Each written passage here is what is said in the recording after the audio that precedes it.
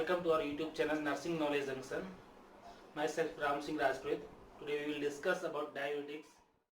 Diuretics के बारे में डिस्कस करने से पहले हमारी किडनी का जो नेफ्रॉन है उसकी जो बेसिक स्ट्रक्चर है उसके बारे में हम बात कर लेते हैं। मैं यहाँ पे ज़्यादा डीप नहीं जाऊँगा, कौन कौन से पार्ट है और कौन कौन सी सेल्स होती है उसके बारे में डिस्कस करेंगे। तो जैसे कि सभी को मालूम है ये एफरेंट आर्टरियोल्स है,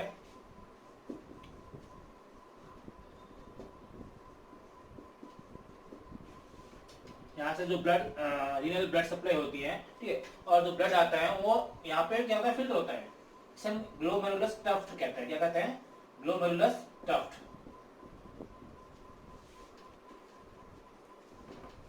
जो फिल्टर होता है इसे हम कहते हैं बॉमन कैप्सूल। ये पार्ट जो है नेफ्रॉन का क्या कहलाता है? Bowman capsule.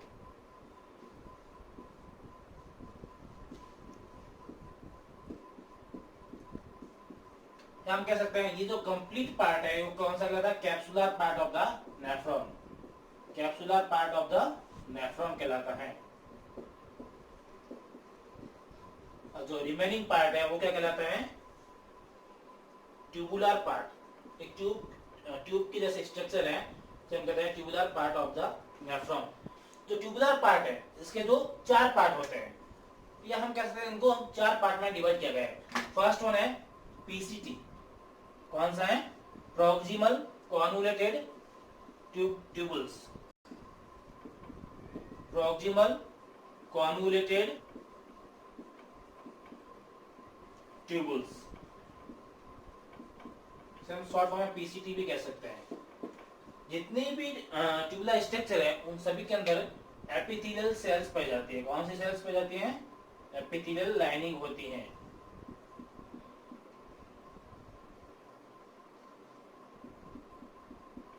ठीक है। नंबर सेकंड वन पार्ट है loop of Henle. Loop of Henle, ठीक है। लूप ऑफ हेनले के तीन पार्ट है। First one descending loop of Henle. Number second one hairpin loop of Henle. और थर्ड वन है असेंडिंग लूप ऑफ हेनले।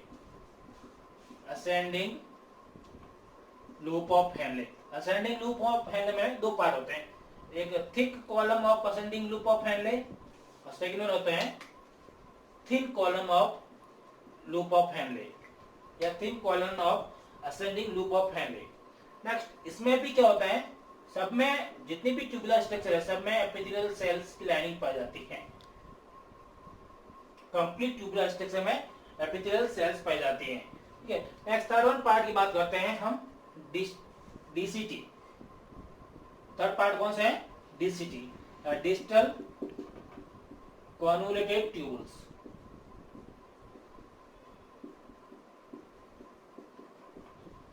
ठीक है। और लास्ट वन है अपना कलेक्टिंग डक्ट। कलेक्टिंग डक्ट के अंदर दो तरह की सेल्स पाई जाती हैं। फर्स्ट वन प्रिंसिपल सेल्स और सेकंड वन होती हैं अपने इंटरकैलेटेड सेल्स। प्रिंसिपल सेल्स क्या करती हैं? सोडियम और पोटेशियम के चैनल पाए जाते हैं और सोडियम और वाटर का रीअब्जॉर्प्शन करती हैं। और प्रिंसिपल सेल्स जो हैं वो यूरिन की एसिडिटी को मेंटेन करने का काम करती हैं। तो ये बेसिक स्ट्रक्चर हो गया अपने नेफ्रॉन का। और आप सभी को मालूम है एक किडनी के अंदर अप्रोक्सीमेट 1.2 मिलियन नेफ्रॉन पाए जाते हैं। ठीक है। नेक्स्ट बात करते हैं हम डायूरेटिक्स की। डायूरेटिक्स एक ऐसा टॉपिक है इसमें ऑलमोस्ट सभी एग्जाम में क्वेश्चन आते हैं। ठीक है। और मैंने देखा भी और महसूस भी किया है कि बहुत सारे लोग हैं इसमें कंफ्यूज होते हैं। तो आज हम स्टार्ट करते हैं डायूरेटिक्स। यहाँ पे हम बात करते हैं डायूरेटिक्स। ये दो वर्ड से मिलकर बना है। एक है डाई, डाई मीन्स और हम कह सकते हैं डबल, और diuretics means urine output. As a definition हम कह सकते हैं कि डायूरेटिक्स मतलब क्या है? The drug which increase the urine output, या फिर हम कह सकते हैं the drug which increase the volume of urine is called diuretics. यहाँ पे मैं एक और टर्म है उसको डिस्कस करना चाहूंगा, नाइट्रियूरेटिक्स।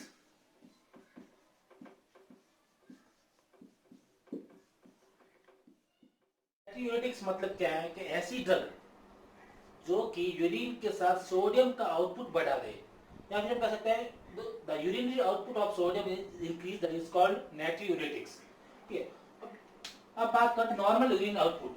बिकॉज जो डायूरेटिक्स है वो क्या करते हैं, यूरिन का आउटपुट बढ़ाती हैं।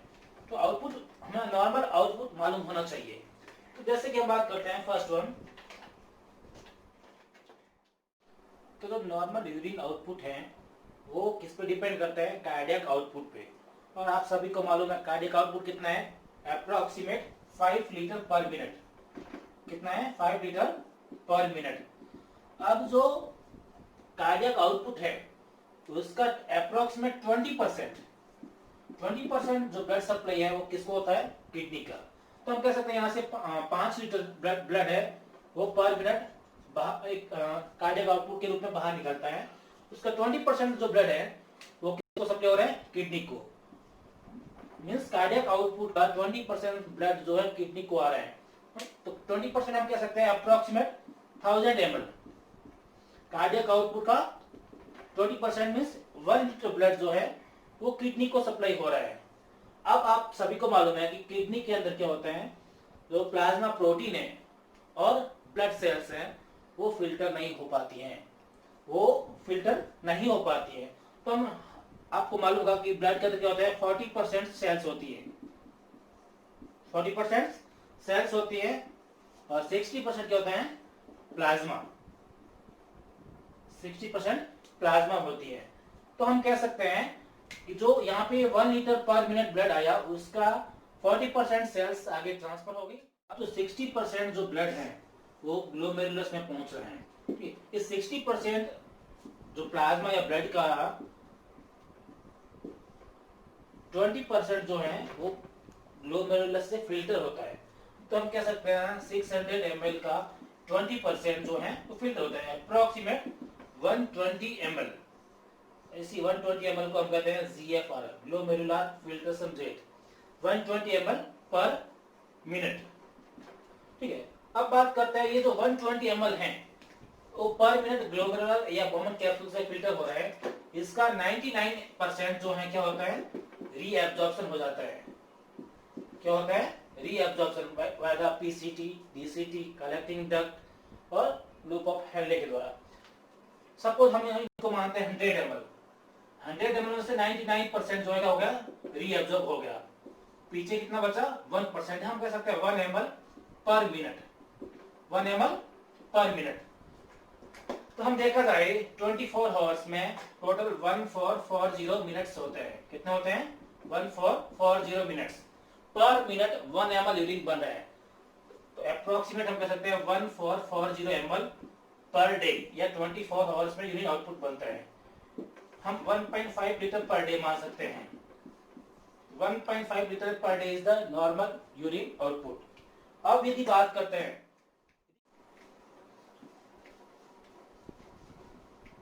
अब जो यूरिन आउटपुट 1.5 लीटर है ये हमारा क्या हो गया, नॉर्मल यूरिन आउटपुट।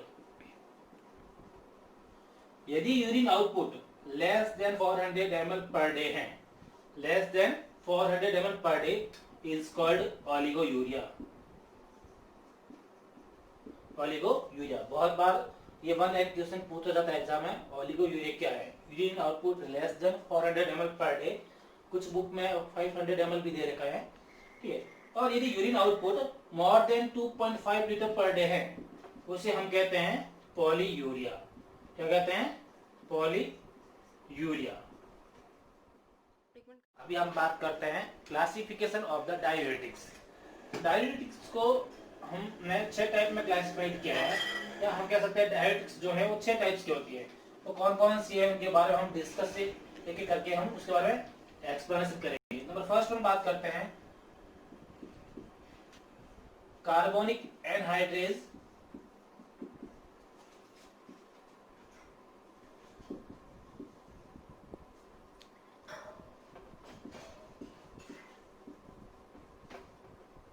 इनहिबिटर। हम carbonic anhydrase inhibitor. Number second one है loop diuretics.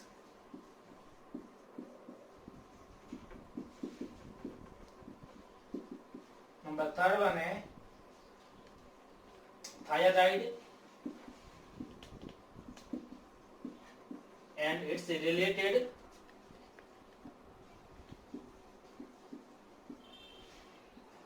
diuretics. Number fourth one है spironolactone.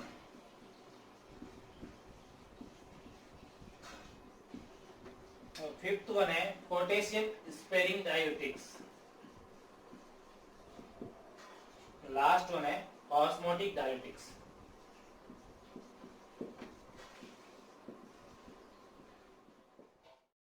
तो अब हम एक एक करके सबके बारे में डिटेल से पढ़ेंगे. फर्स्ट हम बात करते हैं कार्बोनिक एनहाइड्रेज इनहिबिटर डायरेटिक्स. ये जो कार्बोनिक एनहाइड्रेज इनहिबिटर डायरेटिक्स हैं वो किस पे एक्ट करती हैं? पीसीटी पर, proximal convoluted tubules of the nephron. PCT effect करती हैं. और ये क्या करती हैं?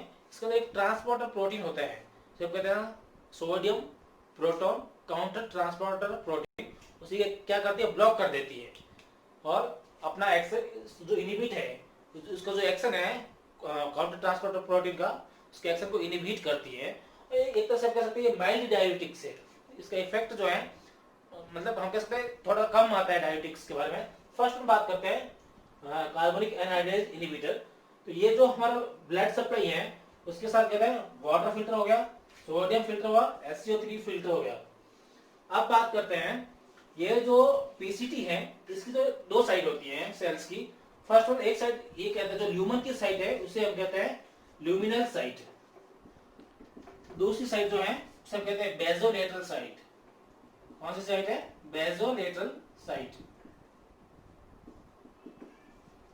पीसीटी की जो ल्यूमिनल साइट है यहाँ पे एक स्पेशल ट्रांसपोर्टर प्रोटीन होता है जिसे हम कहते हैं सोडियम प्रोटॉन को ट्रांसपोर्टर प्रोटीन.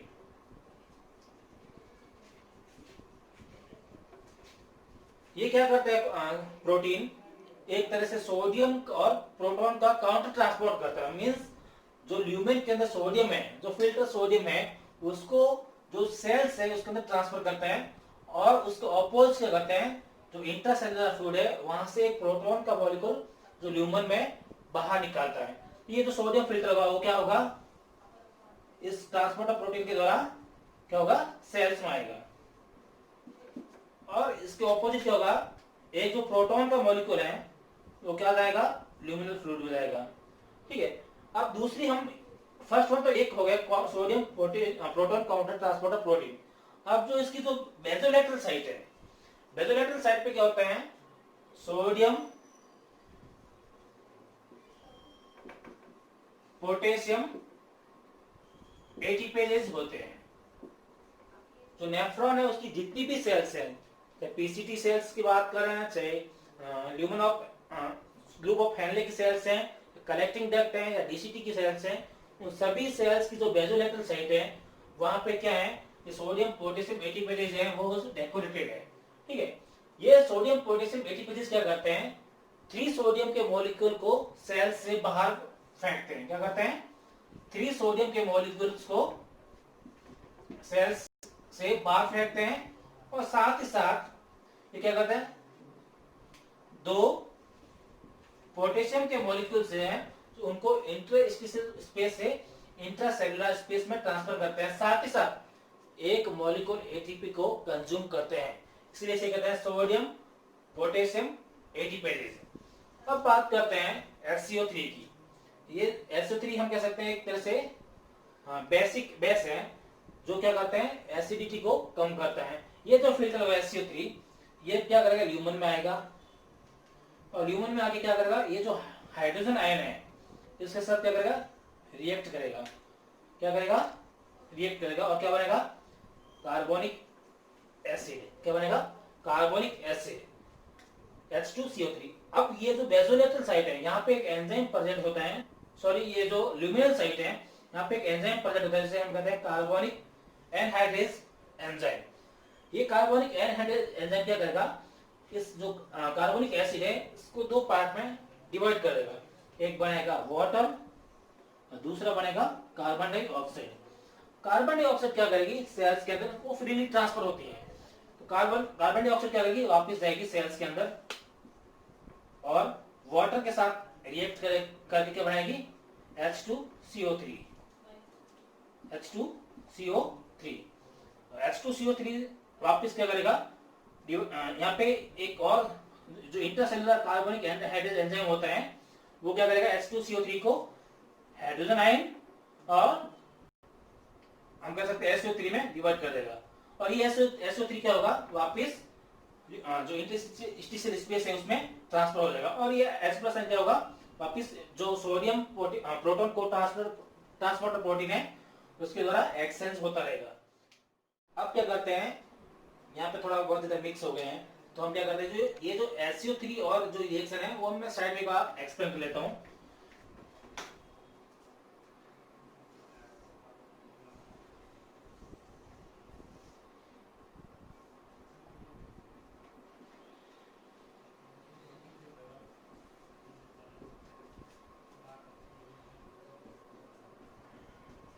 ये जो SO3 है वो क्या करेगा, यहाँ पे आके इस हाइड्रोजन आयन जो है इसके साथ रिएक्शन बनेगा और बनेगा H2CO3। H2CO3 क्या करेगा, यहाँ पे जो ल्यूमिनल साइट है यहाँ पे एक एंजाइम प्रेजेंट होता है जिसे हम कहते हैं कार्बोनिक एनहाइड्रेज एंजाइम। तो पीसीटी की सेल्स है वहां पे दो तरह के कार्बोनिक एनहाइड्रेज एंजाइम होते हैं, एक जो ल्यूमन की साइड है उसे कहते हैं ल्यूमिनल कार्बोनिक एनहाइड्रेज एंजाइम, दूसरे एक सेल्स के अंदर होते हैं जिसे कहते हैं सेलुलर कार्बोनिक एनहाइड्रेज एंजाइम। अब ये जो कार्बोनिक जो हम कह सकते हैं ल्यूमिनल कार्बोनिक एनहाइड्रेज एंजाइम वो क्या करेगा, इस कार्बोनिक एसिड को दो पार्ट में डिवाइड करेगा, एक तो बनेगा CO2 और दूसरा बनेगा वाटर।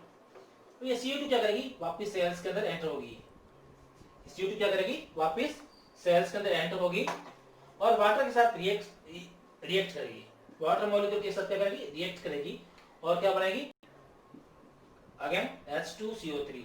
अब यहाँ पे क्या होगा, जो सेलुलर इंटरसेलुलर जो कार्बोनिक एनहाइड्रेज एंजाइम है वो इसको दो पार्ट में डिवाइड करेगा, एक होगा हाइड्रोजन आयन, एक होगा SCO3। ये हाइड्रोजन आयन क्या करेगा, ये जो अपना sodium proton counter transporter protein है उसके अगेंस्ट में जो सोडियम का इंटरसेलुलर ट्रांसफर हो रहा है उसके अगेंस्ट में ये प्रोटॉन क्या होगा, बाहर जाएगा। अब यहाँ पे बात करते हैं एक ऐसी ड्रग, हम किसी व्यक्ति में किसी पेशेंट में ऐसी ड्रग इंट्रोड्यूस करें जो क्या करती है, कार्बोनिक एनहाइड्रेज जो एंजाइम है इसके जो एक्शन को इनहिबिट कर दे, क्या कर दे, एक्शन को इनहिबिट कर दे या एक्शन को ब्लॉक कर दे। तो क्या होगा, ये SO3 यहाँ पे आएगा, ठीक है, बट क्या होगा, ये हाइड्रोजन आयन ये जो है इसके साथ रिएक्ट नहीं हो पाएगा, तो H2CO3 नहीं बन पाएगा। H2CO3 नहीं बन पाएगा तो ये जो कार्बन डाइऑक्साइड है वो सेल्स के अंदर ट्रांसफर नहीं हो पाएगी, सेल्स के अंदर ट्रांसफर नहीं हो पाएगी तो क्या क्या होगा, ये SO3 नहीं बन पाएगा। तो हम number first one, number second one, ये जो सोडियम है वो इस हाइड्रोजन के अगेंस्ट में काउंटर ट्रांसपोर्ट जो हो रहा है वो ट्रांसपोर्ट नहीं हो पाएगा। तो यदि सोडियम जो है वो क्या होगा, सोडियम जो है वो सेल्स के अंदर ट्रांसफर नहीं हो पाएगा तो क्या होगा, वो यूरिन के साथ आगे जाएगा, पीसीटी से कहां जाएगा, डीसीटी से कहां जाएगा, कलेक्टिंग डक्ट। तो सोडियम क्या होगा, यूरिन के साथ वेस्ट होगा, उसे हम कहते हैं नाइट्रियूरेसिस। तो फर्स्ट एक्शन क्या होगा, यदि किसी पेशेंट को carbonic anhydrase enzyme inhibitor drug दी जाए तो क्या होगा, फर्स्ट वन सोडियम का वेस्ट होगा तो नाइट्रियूरेसिस देखने को मिलेगा। नंबर सेकंड वन SO3 का लॉस होगा, SO3 का लॉस होगा मतलब यूरिन कैसा होगा, एल्केलाइन, तुम कह सकते हैं एल्केलाइन यूरिन। यूरिन मींस जो SO3 है वो उसका वेस्ट हो रहा है, मतलब जो बॉडी है ब्लड की पीएच क्या हो रही है, बढ़ रही है। तो हमारी बॉडी के अंदर क्या होगा, एसिडिटी, और कौन सा एसिडिटी होगा, मेटाबॉलिक एसिडोसिस भी देखने को मिलेगा। नंबर थर्ड वन, अब यहाँ पे मैंने बताया था कि जो ये जो अपना सोडियम पोटेशियम एडिपेरेज है वो 3 सोडियम को बाहर फेंक रहा है और 2 पोटेशियम को अंदर फेंक रहा है, ठीक है। नाइट्रियूरेसिस, सेकंड वन एल्केलाइन यूरिन या मेटाबॉलिक एसिडोसिस, थर्ड वन क्या होगा यहाँ पे, हाइपोकैलेमिया, बॉडी का जो होगा पोटेशियम का काउंट कम होगा, हम कह सकते हैं kaliuresis. Kaliuresis means presence of potassium in the urine. वो कैसे होगा कि जो सोडियम था, ये सोडियम क्या होगा, जब एक्सचेंज नहीं हो पाएगा तो कहां जाएगा, कलेक्टिंग डक्ट के अंदर, कहां जाएगा, कलेक्टिंग डक्ट के अंदर। कलेक्टिंग डक्ट के अंदर क्या होगा कि सोडियम और पोटेशियम चैनल पाए जाते हैं जो फ्रीली सोडियम और पोटेशियम क्या होता है को ट्रांसफर करते हैं। तो वहां पे क्या होगा, सोडियम जो है वो कलेक्टिंग डक्ट इस सेल के अंदर जाएगा और उसके अगेंस्ट होगा पोटेशियम जो है वो कलेक्टिंग डक्ट सेल से क्या आएगा, बाहर आएगा, ल्यूमन के अंदर, ल्यूमिनल फ्लूइड के अंदर पोटेशियम का काउंट क्या होगा, बढ़ जाएगा। और जब पोटेशियम का काउंट बढ़ जाएगा तो क्या होगा, वो पोटेशियम यूरिन के साथ क्या होगा, वेस्ट हो जाएगा। तो यहाँ पे क्या देखने मिलेगा, कैलियूरेसिस, थर्ड वन, या हम कह सकते हैं हाइपोकैलेमिया। तो पोटेशियम का लॉस ज्यादा होगा तो बॉडी के अंदर क्या होगा, ऑटोमेटिकली पोटेशियम का काउंट कम होगा और हाइपोकैलेमिया देखने को मिलेगा। अब यहाँ पे एक बात और देखनी है कि जो नाइट्रियोरेसिस होगा, सोडियम जो वेस्ट हो रहा है ऑटोमेटिकली वाटर भी अट्रैक्ट होगा तो वाटर का भी लॉस होगा। तो फोर्थ वन क्या देखने को मिलेगा यहाँ पे, माइल्ड डायूरेटिक्स या माइल्ड डायूरेसिस। तो क्या होगा, यदि किसी पेशेंट को कार्बोनिक एनहाइड्रेज इनहिबिटर डायूरेटिक्स दी जाए तो वो क्या करेगी, पीसीटी पे जाके रिएक्ट करेगी, पीसीटी में क्या करेगी, जो कार्बोनिक एनहाइड्रेज एंजाइम है उसको ब्लॉक करेगी, ब्लॉक करेगी तो क्या देखने इफेक्ट देखने को मिलेगा, फर्स्ट नाइट्रियोरेसिस, नाइट्रियोरेसिस में हम कह सकते हैं हाइपोनाइट्रीमिया टू द बॉडी, और सेकंड वन एल्कलाइन यूरिन, हम कह सकते हैं metabolic acidosis in the body, third one kaliuresis, हम कह सकते हैं हाइपोकैलेमिया इन द बॉडी, और फोर्थ वन माइल्ड डायूरेसिस। ये चार इफेक्ट देखने को मिलेंगे हमारे को। अब इनके क्या क्या क्लिनिकल यूजेस हैं उसके बारे में हम बात करते हैं, कहाँ इसको यूज कर सकते हैं और कहाँ इसका कॉन्ट्रा इंडिकेशन है, कहाँ इसको हम पेशेंट को नहीं दे सकते, उसके बारे में बात करते हैं। बात करते हैं क्लिनिकल यूजेस, कहाँ कहाँ इस ड्रग्स को यूज किया जा सकता है। तो फर्स्ट हम प्रैक्टिकल लाइफ में देखा जाए इस ड्रग्स का as a diuretics limited use है। हम कह सकते हैं first limited usages as diuretics.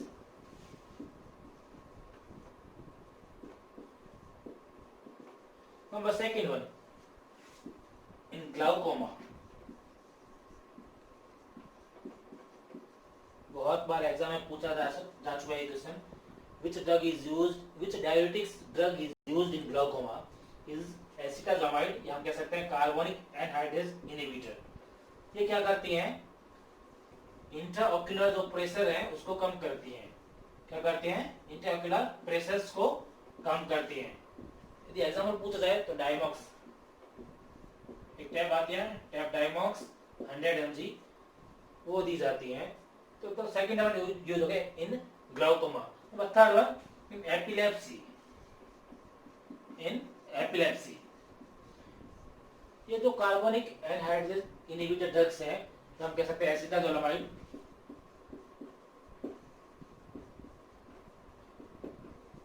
इसे हम एंटी कन्वर्जेंट डायूरेटिक्स भी कहते हैं। Number fourth one, mountain sickness. ऐसे व्यक्ति जिनको हाईली एल्टीट्यूड एरिया से प्रॉब्लम होती है या उससे हम कहते हैं माउंटेन सिकनेस, उनके एज ए ट्रीटमेंट और एज ए प्रोफाइलैक्सिस भी हम एसिटाजोलामाइड को यूज करते हैं। तो ये कुछ इसके यूजेस हो गए कि कहाँ इसको यूज कर सकते हैं। तो बात करते हैं कॉन्ट्रा इंडिकेशन की, कि ऐसी कौन सी कंडीशन है जिसमें हम एसिटाजोलामाइड या फिर कार्बोनिक एनहाइड्रेज इनहिबिटर है उनको यूज नहीं कर सकते हैं, किसी व्यक्ति को नहीं दे सकते। तो ये भी क्वेश्चन को कई बार पूछा जा चुका है एग्जाम में, in which condition that carbonic anhydrase inhibitor is contraindicated, the condition is called liver cirrhosis. Liver cirrhosis की कंडीशन में हम किसी भी व्यक्ति को कार्बोनिक एनहाइड्रेज इनहिबिटर नहीं दे सकते हैं। ये क्या करते हैं, क्यों नहीं दे सकते, ये क्या करती हैं, हेपेटिक एनसेफेलोपैथी कोज करती हैं, हेपेटिक एनसेफेलोपैथी कोज करती हैं और as a result patient coma में जा सकता है। तो ऐसी कौन सी ड्रग है जो इस कैटेगरी के अंदर आती हैं, तो एसिटाजोलामाइड जो ड्रग है वो क्या कहलाती हैं, कार्बोनिक एनहाइड्रेज इनहिबिटर कहलाती हैं। एकमात्र ड्रग है जो कार्बोनिक एनहाइड्रेज इनहिबिटर कहलाती हैं। सेकंड में बात करते हैं लूप डायूरेटिक्स। तो हम सेकंड में बात करते हैं लूप डायूरेटिक्स। लूप डायूरेटिक्स जो है वो कहाँ पे एक्ट करती है, क्या उसका एक्शन है और कहाँ इसका क्लिनिकल यूजेज है और क्या इसके कॉन्ट्रा इंडिकेशन है। फर्स्ट में बात करते हैं लूप डायूरेटिक्स जो है वो लूप ऑफ हेनले का जो थिक असेंडिंग कॉलन है, जो ऊपर चढ़ता हुआ कॉलन है उसे कहते हैं thick ascending colon of the loop of Henley. वहां पे एक अपना ट्रांसपोर्टर प्रोटीन होता है, सिर्फ कहते हैं sodium potassium two chloride transporter protein, sodium potassium two chloride transporter protein, वहां पे जाके क्या करती है, इस ट्रांसपोर्टर प्रोटीन को ब्लॉक करती है। और ये क्या है, एक तरह से हाई एफिशिएंसी डायरेटिक्स है। जैसे हमने फर्स्ट में बात किया था एसिटाजोलामाइड, वो एक तरह से माइल्ड डायरेटिक्स है। इसी तरह ये जो लूप डायरेटिक्स है वो क्या है, हाई एफिशिएंसी, इसका जो इफेक्ट है वो बहुत ज्यादा होता है। तो होता क्या है कि ये जो thick ascending loop of Henley है, इसकी जो ये जो ल्यूमिनल साइट है, यहाँ पे एक ट्रांसपोर्टर प्रोटीन है जो प्रेजेंट होता है। इसका नाम क्या है, sodium potassium two chloride transporter protein. यदि हम किसी पेशेंट को लूप डायरेटिक्स देंगे तो वो ड्रग क्या करेगी, यहाँ पे आके ये जो ट्रांसपोर्टर प्रोटीन है इसको क्या कर देगी, इसके एक्शन को ब्लॉक कर देगी, इनहिबिट कर देगी। तो हमारे को क्या क्या इफेक्ट देखने को मिलेंगे। हम बात करते हैं इस ट्रांसपोर्टर प्रोटीन के बारे में। फर्स्ट ये क्या करती हैं, सोडियम का और पोटेशियम का, सोडियम का और पोटेशियम का और टू क्लोराइड है, इसका क्या करते हैं, जो इंटरसेलुलर ट्रांसपोर्टेशन का काम करते हैं। जो ल्यूमन के अंदर जो सोडियम आ रहे हैं, जो पोटेशियम आ रहे हैं और जो क्लोराइड आ रहे हैं, उनको क्या करेगी, जो ल्यूमिनल साइड से क्या करेगी,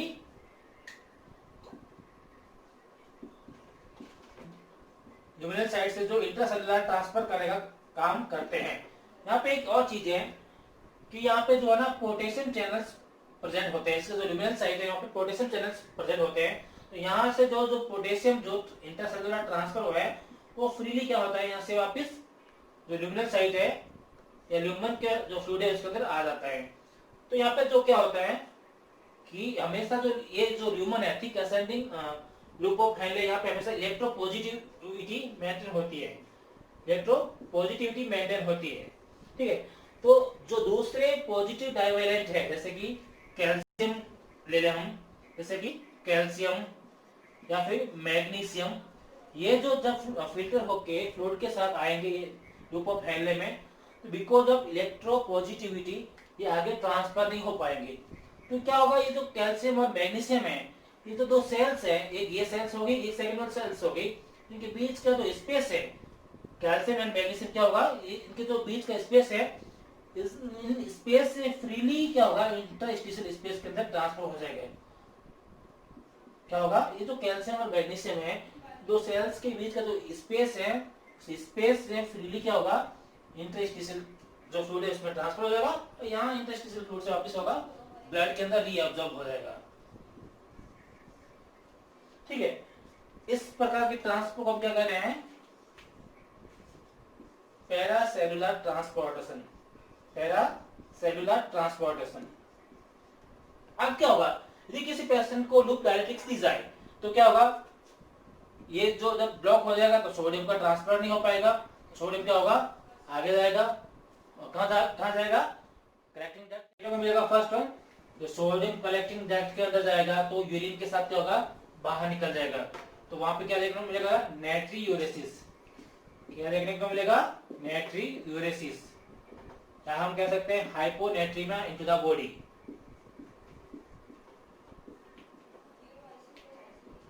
ठीक है, नंबर सेकंड में क्या देखने को मिलेगा,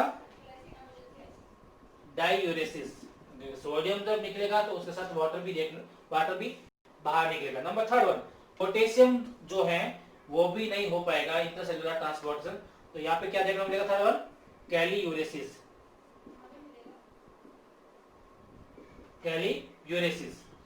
अब यहाँ पे क्या होगा, जब ये पोटेशियम बाहर नहीं आ पाएगा तो यहाँ पे क्या होगा, इलेक्ट्रोनेगेटिविटी बन जाएगी। हम ये कह सकते हैं जो चार्ज पावर है वो क्या हो जाएगा, कम हो जाएगा।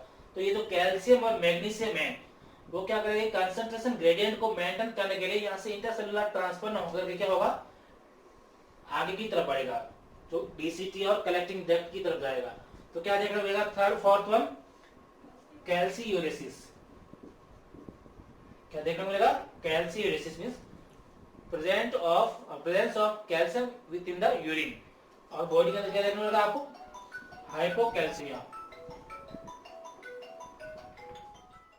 क्या देखने को, मैग्नीशियम का भी लॉस्ट होगा तो मैग्नीयूरेसिस देखने को मिलेगा। मैग्नीयूरेसिस या हम कह सकते हैं बॉडी के अंदर हाइपोमैग्नीसिया देखने को मिलेगा।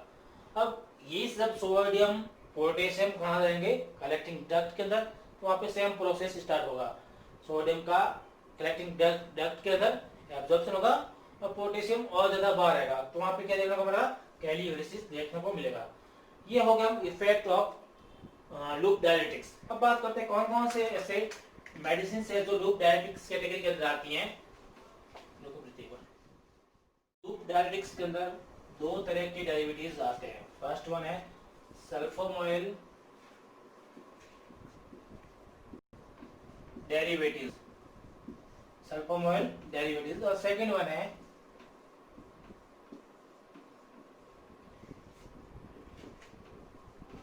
Phenoxy acetic derivatives. तो फर्स्ट वन बात करते हैं सल्फोमोइल डेरिवेटिव्स के अंदर तीन तरह की ड्रग आती हैं। First one furosemide, most popular drug जिसे हम लैसिक्स के नाम से यूज करते हैं। नंबर सेकंड है टॉर्सेमाइड, और थर्ड वन है ब्यूमेटेनाइड। सेकंड में बात करते हैं फिनोक्सी एसिटिक डेरिवेटिव्स के अंदर, इसके अंदर एक ही ड्रग आती है इथोक्रेनिक एसिड,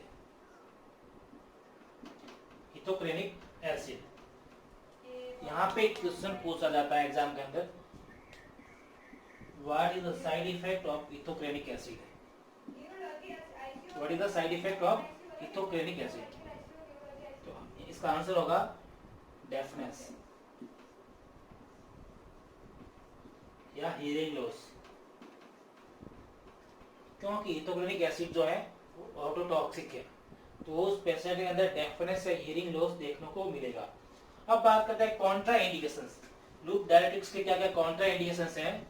तो फर्स्ट वन हम बात करते हैं कॉन्ट्रा इंडिकेशन के बारे में, हम फर्स्ट वन बात करते हैं एन्यूरेसिस, एन्यूरेसिस ऐसी, जैसे कि मैंने बताया था जो लूप डायलिटिक्स है एक सीवियर डायलिटिक्स है, तो ऐसा पेशेंट जिसमें एन्यूरेसिस की कंडीशन है उसमें हम नहीं दे सकते। Number second one most important question से पूछा जाता है कि एज्ड पर्सन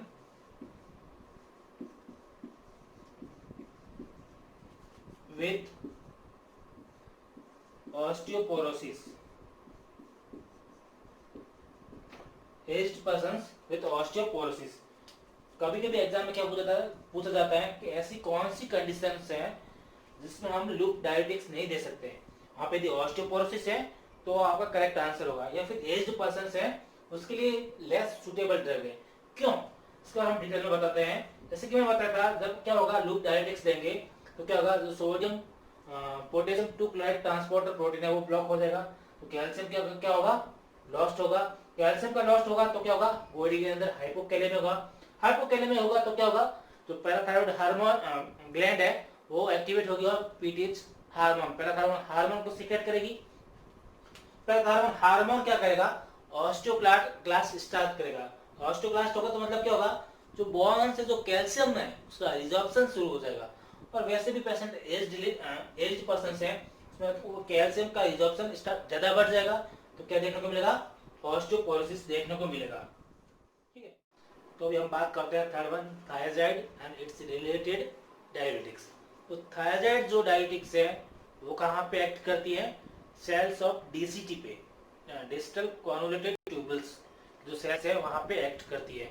और ये एक तरह से कैसी मीडियम एफिशिएंसी डायलिटिक्स है। तो कई बार पूछ जाता है माइल्ड एफिशिएंसी डायलिटिक्स कौन सी होगी। फर्स्ट वन हमने बात किया था एसिटामिलामाइड, सेकंड सीवियर एफिशिएंसी डायलिटिक्स कौन सी होगी, लूप डायलिटिक्स जैसे कि फ्यूरासेमाइड।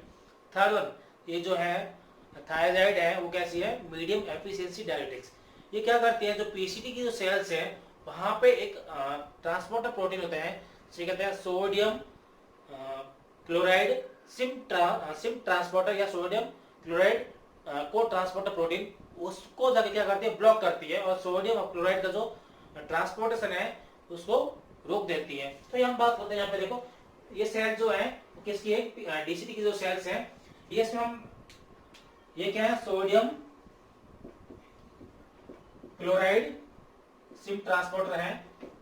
नंबर सेकंड, ये जो हैं वो सोडियम पोटेशियम एटीपेजेस है जो कि हर सेल्स में प्रेजेंट होते हैं। नंबर थर्ड वन, यहाँ पे जो है ये क्या है, सोडियम कैल्शियम एक्सचेंजर प्रोटीन है।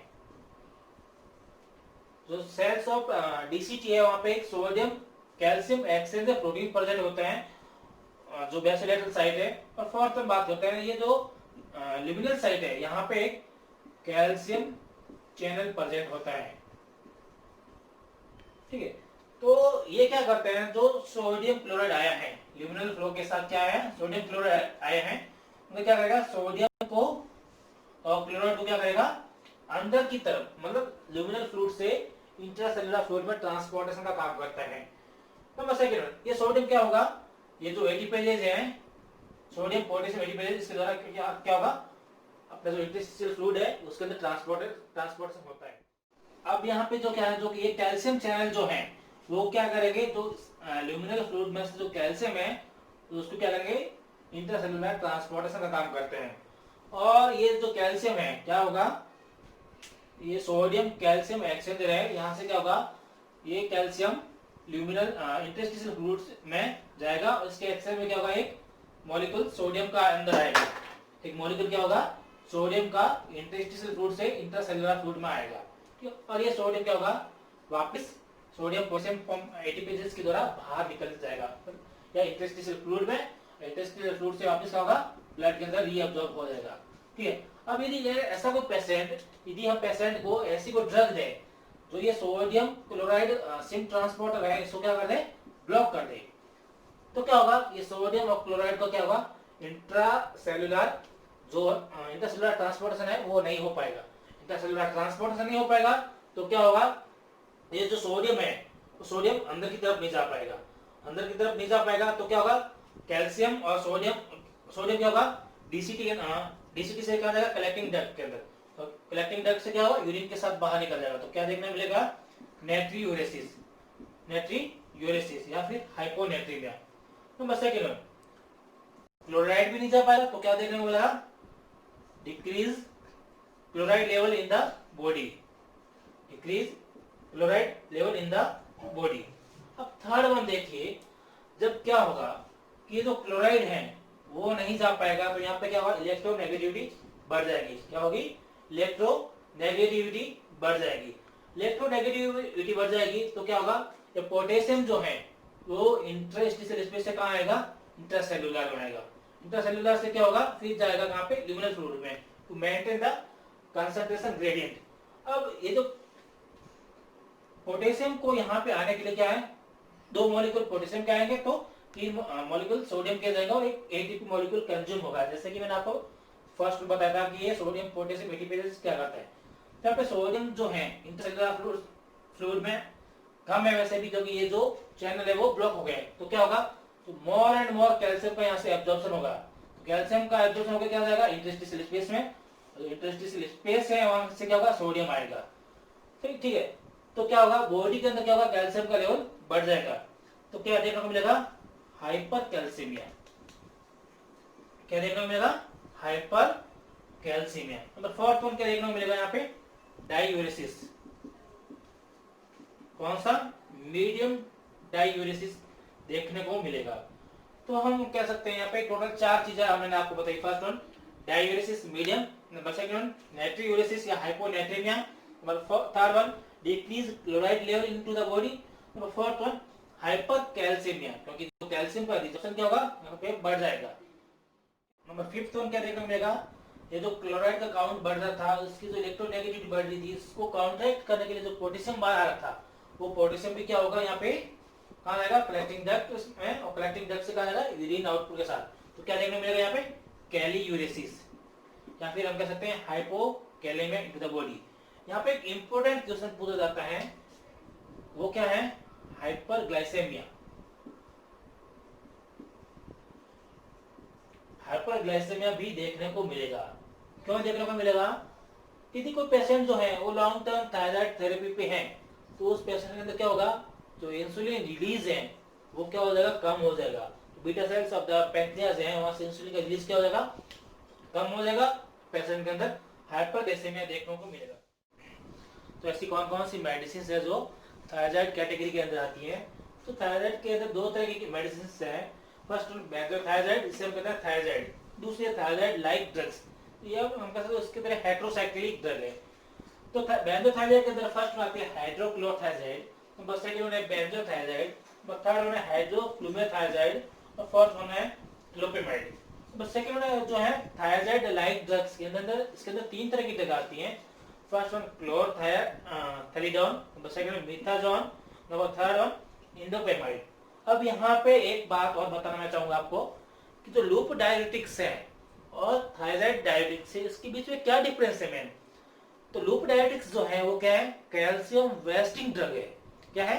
कैल्शियम वेस्टिंग ड्रग है। उसके अंदर क्या देखने को मिलेगा? बॉडी के अंदर हाइपोकैल्सीमिया। तो बस सेकंड वन, यहाँ पे जो ये थायराइड है ये क्या है? Calcium retaining drug. क्या है? Calcium retaining drug. बॉडी के अंदर क्या देखने को मिलेगा? Hyper calcaemia.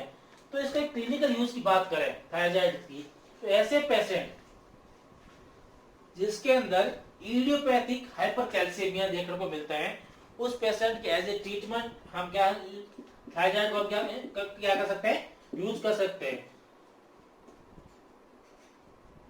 पेशेंट जिसके अंदर इडियोपैथिक हाइपरकैल्सीमिया है, उनके अंदर क्या होगा? कैल्शियम का रिजॉर्प्शन कम होगा, तो बार बार जो कैल्शियम का लेवल है वो यूरिन के अंदर बढ़ता जाएगा और उनके अंदर रिकरेंट रीनल स्टोन की प्रॉब्लम देखने को मिलती है, mainly calcium oxalate stone.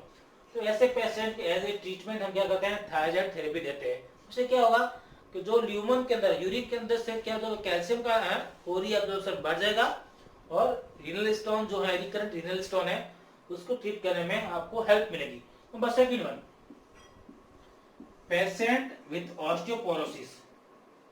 Patient with osteoporosis, ऐसे पेशेंट जिनको ऑस्टियोपोरोसिस है या ऑस्टियोपोरोसिस होने के चांसेस है, उनके अंदर एज ए प्रोफाइलैक्सिस और एज ए ट्रीटमेंट हम थायराइड को यूज कर सकते हैं। इससे क्या होगा? थायराइड क्या करेगी? कैल्शियम के रिजॉर्प्शन को बढ़ा जाएगी, तो बॉडी के अंदर क्या होगा? कैल्शियम का लेवल क्या हो जाएगा? इंक्रीज हो जाएगा। कैल्शियम का लेवल इंक्रीज होगा तो क्या होगा? बोन के अंदर कैल्शियम का लेवल जो है वो बढ़ेगा। बोन का कैल्शियम लेवल बढ़ेगा तो क्या होगा? बोन की जो डेंसिटी है वो बढ़ जाएगी और ऑस्टियोपोरोसिस को प्रिवेंट कर सकते हैं। और मैंने कौन सी और पेल्विक बोन, पेल्विक बोन के अंदर क्या होगा? कैल्शियम का डिपोजिशन स्टार्ट हो जाएगा। आप याद रख सकते हैं थायराइड से थाई, थायराइड मींस थाई, थाई या हम कह सकते हैं पेल्विक बोन जो है उसके अंदर कैल्शियम का लेवल बढ़ जाएगा। अभी हम डायूरेटिक्स में नेक्स्ट में पढ़ेंगे स्पाइरोनोलेक्टन एंड पोटेशियम स्परिंग डायूरेटिक्स। तो पोटेशियम स्परिंग डायूरेटिक्स और स्पाइरोनोलेक्टन जो है वो नेफ्रॉन की जो कलेक्टिंग डक्ट है उस पर इफेक्ट करती है। ठीक है, तो हमें इन दोनों के बारे में पढ़ने से पहले जो कलेक्टिंग डक्ट की जो सेल्स है उनके बारे में पढ़ना जरूरी है। तो कलेक्टिंग डक्ट की सेल के जो है वो दो तरह की होती है। फर्स्ट प्रिंसिपल सेल्स और सेकंड वंस होती है इंटरकैलेटेड सेल्स। इंटरकैलेटेड सेल्स जिसे हम शॉर्ट में आईसीसी लिखते हैं। ठीक है, तो होता क्या है? फर्स्ट ये है इंटरकैलेटेड सेल्स और ये है अपने प्रिंसिपल सेल्स। जैसे कि मैंने आपको पहले बताया था कि जितनी भी प्रिंसिपल सेल्स हैं उसके अंदर सोडियम पोटेशियम एटीपेजेस पाए जाते हैं।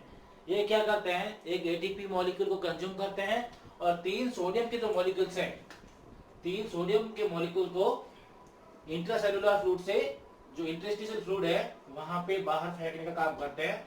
और इसके ऑपोजिट में क्या करते हैं? दो पोटेशियम के मॉलिक्यूल इंटरस्टिशियल फ्लूइड से इंट्रासेलुलर फ्लूइड में ट्रांसफर का काम करते हैं। यहाँ पे एक यूनिक चीज देखने को मिलती है, जो सेल्स ऑफ कलेक्टिंग डक्ट है उसके अंदर क्या होता है? सोडियम चैनल पाए जाते हैं। ये क्या है? सोडियम चैनल्स और पोटेशियम चैनल भी पाए जाते हैं। ठीक है, ये सोडियम और पोटेशियम चैनल क्या करते हैं? सोडियम जो है ल्यूमिनल फ्लूइड जो फिल्टर होके आ रहा है, सोडियम जो ल्यूमन के अंदर फ्लूइड है, ये क्या करता है?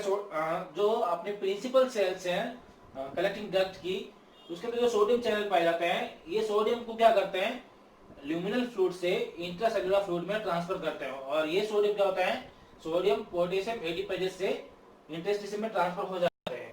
और इसके अगेंस्ट जो पोटेशियम है, जो दो मॉलिक्यूल पोटेशियम के आते हैं, वो पोटेशियम जो चैनल है इसके द्वारा क्या होते हैं, ल्यूमिनल फ्लूइड में आते हैं इंटरसेलुलर फ्लूइड से। और ये जो पोटेशियम है यूरिन के साथ वेस्ट या यूरिन के साथ बॉडी से बाहर निकल जाते हैं और कैरियोलिसिस करते हैं।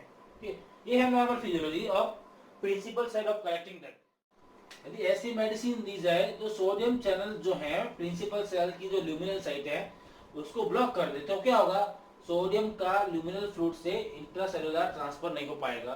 ठीक है। नंबर सेकंड वन, जो पोटेशियम है वो इंटरस्टिशियल फ्लूइड से इंट्रासेलुलर में नहीं आ पाएंगे, इंट्रासेलुलर से ल्यूमिनल फ्लूइड के अंदर ट्रांसफर नहीं हो पाएगा। तो क्या देखने को मिलेगा, फर्स्ट वन यहाँ पे एक एक करके बात करते हैं। First one, sodium intracellular transfer नहीं हो पाएगा तो क्या देखने को मिलेगा, नाइट्रियूरेसिस, नाइट्रियूरेसिस, या फिर हम कह सकते हैं बॉडी के अंदर क्या देखने को मिलेगा, हाइपोनेट्रीमिया। नंबर सेकंड वन, जब सोडियम अंदर नहीं जा पाएगा तो क्या होगा, पोटेशियम का भी लॉस कम हो जाएगा। पोटेशियम क्या होगा, रिटेन होगा, क्योंकि जब सोडियम नहीं जाएगा तो सोडियम पोटेशियम एडिपेजेस है, वहां से पोटेशियम का इंटरसेलुलर ट्रांसफर नहीं होगा। इंटरसेलुलर ट्रांसफर नहीं होगा तो ये सोडियम पोटेशियम जो एक्सचेंज है यहाँ से पोटेशियम का लॉस नहीं होगा, लॉस नहीं होगा तो क्या पोटेशियम वेस्ट नहीं होगा, तो क्या होगा, बॉडी के अंदर पोटेशियम का लेवल बढ़ेगा। तो सेकंड यहाँ पे क्या देखने को मिलेगा, हाइपरकैलेमिया, हाइपरकैलेमिया। यहाँ पे क्या है, पोटेशियम को रिटेन करें, इसलिए इस प्रकार की जो मेडिसिन है उसे क्या कहते हैं, पोटेशियम स्पेयरिंग डायूरेटिक्स। क्या कहते हैं, potassium sparing diuretics. Number next हम बात करते हैं अपने स्पाइरोनोलैक्टोन की। स्पाइरोनोलैक्टोन जो है वो क्या करते हैं, ये जो सेम प्रिंसिपल सेल्स हैं, प्रिंसिपल सेल्स में मैंने यहाँ पे आपको बताया था, ये जो न्यूक्लियस है, सेल्स का जो न्यूक्लियस होता है, ठीक है, न्यूक्लियस पे एक स्पेशल जो रिसेप्टर प्रेजेंट होते हैं। जो principal cells of collecting duct है उसके जो न्यूक्लियस है, न्यूक्लियस के अंदर एक स्पेस, न्यूक्लियस के पास है ना एक स्पेशल रिसेप्टर प्रेजेंट होता है जिसे हम कहते हैं एल्डोस्टेरोन रिसेप्टर। क्या कहते हैं, एल्डोस्टेरोन रिसेप्टर। मतलब जब बॉडी में सोडियम और वाटर की कमी होगी तो क्या होगा, रेनिन का सीक्रेशन होगा। रेनिन क्या करेगा, एंजियोटेंसिन फर्स्ट जनरेट होगा, एंजियोटेंसिन फर्स्ट क्या होगा, एंजियोटेंसिन सेकंड में कन्वर्ट होगा। एंजियोटेंसिन सेकंड जाके क्या करेगा, जो हमारी एड्रिनल कॉर्टेक्स है, जो एड्रिनल ग्लैंड का पार्ट एड्रिनल कॉर्टेक्स है, वहां पे एक जोना ग्लोमेरुलस होता है, वहां पे जाके एक्ट करेगा और क्या सीक्रेट होगा, एल्डोस्टेरोन। क्या सीक्रेट होगा, एल्डोस्टेरोन। और ये एल्डोस्टेरोन क्या रहेगा, इसका इंट्रासेलुलर ट्रांसफर होगा और जो सेल्स के अंदर जो एल्डोस्टेरोन रिसेप्टर होते हैं वहां पे जाके बाइंड हो जाएगा और इस रिसेप्टर को एक्टिवेट करेगा। फिर इस रिसेप्टर के अंदर क्या होगा, ये रिसेप्टर न्यूक्लियस के अंदर जो एमआरएनए होते हैं उनको एक्टिवेट करेगा और ये एमआरएनए का क्या होगा, ट्रांसलेशन, और एक स्पेशल प्रोटीन बनेगा।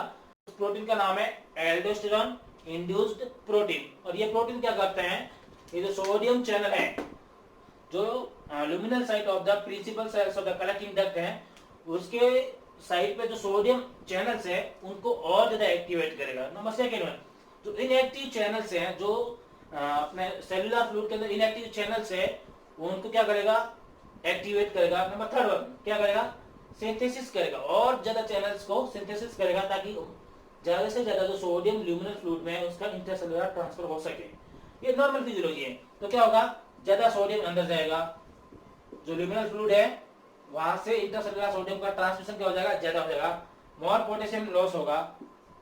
ठीक है। नंबर थर्ड वन क्या देखने को मिलेगा, जब सोडियम जाएगा तो साथ में वाटर का रीअब्जॉर्प्शन भी होगा। ये है normal physiology of the principal cells of the collecting duct. अब यदि ऐसी कोई मेडिसिन दी जाए तो ये जो एल्डोस्टेरोन रिसेप्टर है उसको ब्लॉक कर दे, ये जो एल्डोस्टेरोन रिसेप्टर है उसको ब्लॉक कर दे, उस ड्रग्स को हम कहते हैं स्पाइरोनोलैक्टोन।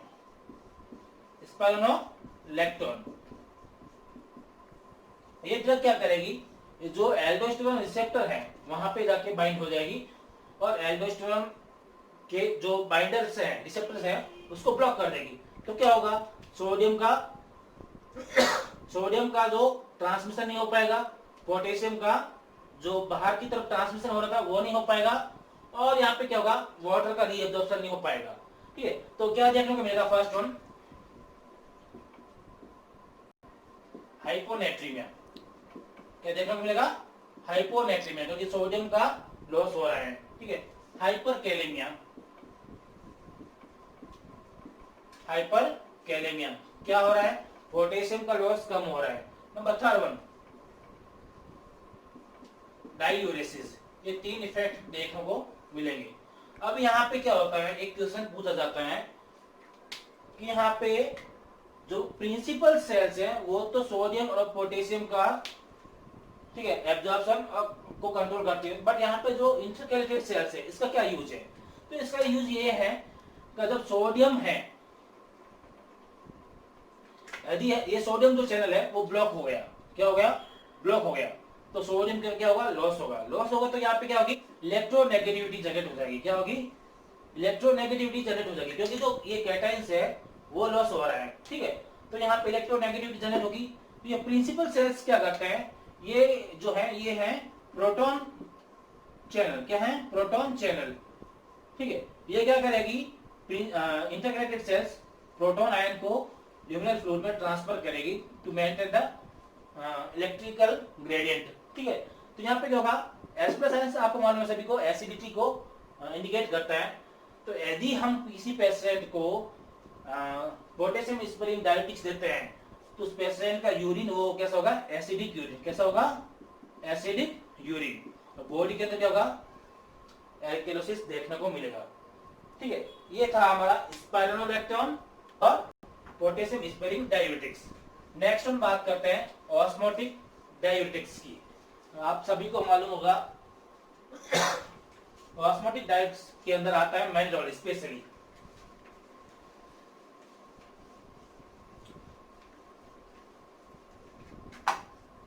नेक्स्ट हम बात करते हैं लास्ट वन ऑस्मोटिक डायलिटिक्स।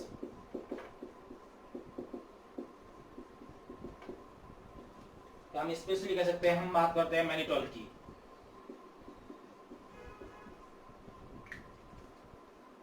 सपोज कीजिए किसी पेशेंट को मैनिटोल आप आईवी देते हो, आईवी किसी पेशेंट को मैनिटोल दिया जाता है, तो क्या होगा, सिस्टेमेटिक सर्कुलेशन होगा, पूरी बॉडी के अंदर इसका सर्कुलेशन होगा। सर्कुलेशन होगा तो क्या होगा, जो एक्स्ट्रा सेलुलर फ्लूइड है, means fluid in the blood vessels, ठीक है, उसकी हम कह सकते हैं ब्लड की क्या है, ऑस्मोलैरिटी क्या हो जाएगी, बढ़ जाएगी। क्या हो जाएगी, ऑस्मोलैरिटी इंक्रीज हो जाएगी। ठीक है, जब यदि किसी पेशेंट को हम आईवी या पेरेंटली मैनिटोल देते हैं तो सिस्टेमेटिक सर्कुलेशन होगा। सिस्टेमेटिक सर्कुलेशन होगा तो जो ईसीएफ है, हम कह सकते हैं एक तरह से ब्लड है, उसकी ऑस्मोलैरिटी बढ़ जाएगी। जब ऑस्मोलैरिटी बढ़ेगी तो कंसंट्रेशन ग्रेडियंट को मेंटेन करने के लिए क्या होगा कि ये जो ब्लड है, ठीक है, ये हमारा हो गया ECF और ये होगा हमारा ICF। ठीक है, तो जो इंट्रासेलुलर फ्लूइड है वो कहाँ आएगा, ब्लड वेसल्स के अंदर आएगा, क्योंकि कंसंट्रेशन ग्रेडियंट को मेंटेन करना है। जब ऑस्मोलैरिटी बढ़ेगी तो ऑटोमेटिकली क्या होगा, फ्लूइड को अपनी तरफ अट्रैक्ट करेगा। तो क्या होगा, जो ECF है, ECF का अमाउंट जो है वो बढ़ जाएगा, एक्स्ट्रासेलुलर फ्लूइड का अमाउंट जो है वो बढ़ जाएगा। जब एक्स्ट्रासेलुलर फ्लूइड का अमाउंट बढ़ेगा तो क्या होगा, हम कह सकते हैं ब्लड क्या हो जाएगा, लेस विस्कस होगा। क्या होगा, लेस विस्कस होगा, मतलब वो ब्लड की जो कंसिस्टेंसी है वो कम हो जाएगी। तो ब्लड की कंसिस्टेंसी या विस्कोसिटी कम हो जाएगी तो ब्लड क्या होगा, रीनल ब्लड फ्लो जो है वो बढ़ जाएगा। क्या होगा, रीनल ब्लड फ्लो बढ़ जाएगा, या हम सिंपल भाषा में कह सकते हैं रीनल को ब्लड सप्लाई बढ़ जाएगी। रीनल ब्लड सप्लाई बढ़ जाएगी तो रेनिन एंजियोटेंसिन एल्डोस्टेरोन सिस्टम है वो डीएक्टिवेट हो जाएगा। रेनिन एंजियोटेंसिन जो सिस्टम है वो डीएक्टिवेट हो जाएगा। जब ये डीएक्टिवेट हो जाएगा तो क्या होगा, सोडियम एंड वाटर का रीअब्जॉर्प्शन क्या होगा, कम हो जाएगा। और सोडियम और वाटर का रीअब्जॉर्प्शन कम होगा तो क्या देखने को मिलेगा, डायूरेसिस एंड नाइट्रियूरेसिस देखने को मिलेगा। ये सिंपल सी मैकेनिज्म है ऑस्मोटिक डायलिटिक्स की, ये हम कह सकते हैं मैनिटोल। तो सो गाइस, ये हमारा टॉपिक था डायलिटिक्स फार्माकोलॉजिकल एस्पेक्ट से देखा जाए या फिर मेडिकल सर्जिकल एस्पेक्ट से देखा जाए। ठीक है, दोनों तरह से दोनों व्यू से बहुत इंपॉर्टेंट है जो हमारा खत्म हुआ है। ठीक है, so do likes, shares and subscribe और video and channels. Thank you so much.